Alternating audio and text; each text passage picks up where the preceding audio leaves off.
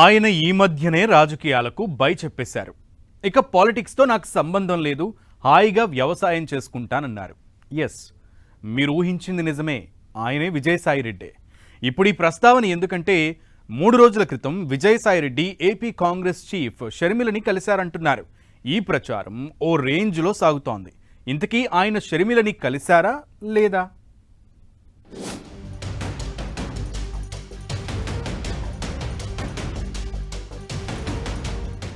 YS షర్మిలతో Vijayasai భేటీ.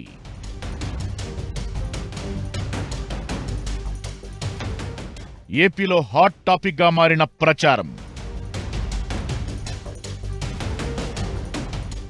ఈ మధ్యనే వైఎస్ఆర్సీపీకి రాజకీయాలకు బై చెప్పేసిన రాజ్యసభ మాజీ ఎంపీ విజయసాయిరెడ్డి కదలికలపై ఆసక్తి వ్యక్తమవుతోంది.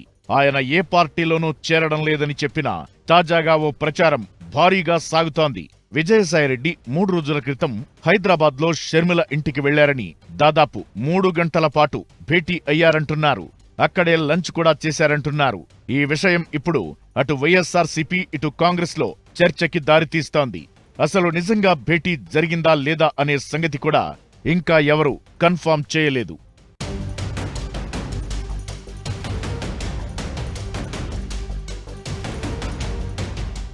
గతేడాదిలో షర్మిల వైఎస్ జగన్ మధ్య నెలకొన్న ఆస్తుల తగాదా విషయంలో విజయసాయిరెడ్డి కొన్ని కామెంట్లు చేశారు.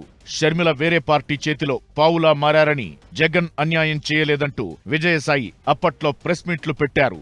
దానికి షర్మిల కూడా ఘాటుగానే రియాక్ట్ అయ్యారు. విజయసాయి రాజకీయాల నుంచి తప్పుకుంటున్నట్లు ప్రకటించగానే ఆ విషయంపైన తన ఒపీనియన్ చెప్పారు. తాజాగా వీరిద్దరూ భేటీ అయ్యారనే టాక్తో ఇప్పుడు ఆ పాత విషయాలు ఓసారి జనం గుర్తు చేసుకుంటున్నారు. మాజీ సీఎం జగన్ కి షర్మిలకి ఉన్న వైరుధ్యాల నేపథ్యంలో ఈ భేటీ అంశం రాజకీయంగా కాకరగుల్చుతోంది. అయితే అసలు ఇది నిజంగా జరిగిందా లేక ప్రచారమేనా అనేది కూడా తెలియదు.